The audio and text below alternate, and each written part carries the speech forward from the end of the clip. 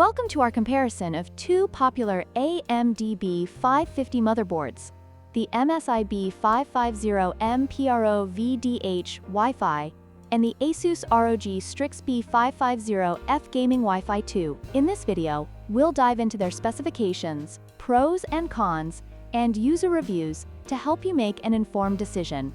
Let's get started. The MSI B550M PRO-VDH Wi-Fi is priced at $119, making it a budget-friendly option for gamers and builders.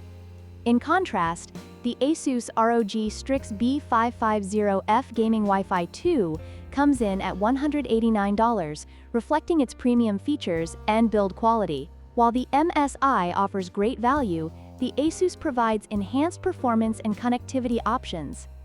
When it comes to connectivity, the MSI B550M PRO-VDH Wi-Fi includes Wi-Fi and Bluetooth, along with multiple USB ports. However, the Asus ROG Strix B550F Gaming Wi-Fi 2 takes it a step further with Wi-Fi 6E, 2.5 gigabits LAN, and a wider array of USB options, making it a better choice for high-performance builds.